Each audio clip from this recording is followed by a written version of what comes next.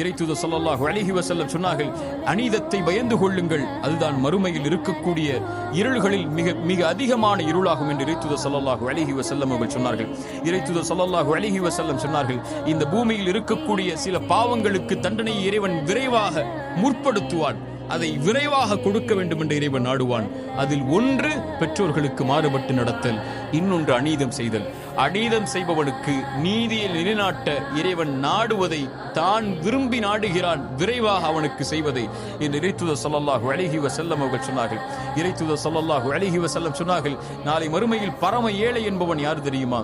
நன்மைகளை சுமந்து வருவான், மூட்டை மூட்டைகளாக, மலைகள் மலைகளாக நன்மைகளை சுமந்து வருவான். சுமந்து வரக்கூடியவனுக்கு பின்னால் வரிசையாக மக்கள் நிற்பார்கள். அது அவனுடைய குறையை பற்றி பேசியிருப்பான், ஒரு உரிமையை பறித்திருப்பான், செல்வத்தை சூறையாடி இருப்பான், மனதை காயப்படுத்தி இருப்பான், இப்படி மனிதர்களுக்கு அநீதம் செய்து இருப்பான். அந்த நீதியை நிலைநாட்டுவதற்காக அநீதம் செய்தவனுடைய நன்மைகளை எடுத்து செய்யப்பட்டவர்களுக்கு இறைவன் வழங்குவான்.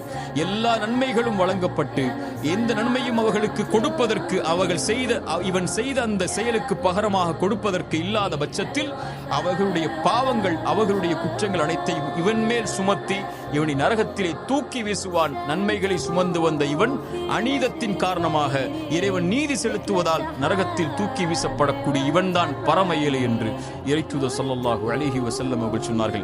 ஒருவன் அழைத்தால் அந்த அழைப்பிற்கு இறைவன் பதில் கொடுப்பான் என்றால் அது அநீதம் செய்யப்பட்டவன் அழைத்தால் அந்த அழைப்பிற்கு தான் என்று இறைத்தூதர் ஸல்லல்லாஹு அலைஹி வஸல்லம் அவர்கள் சொன்னார்கள்.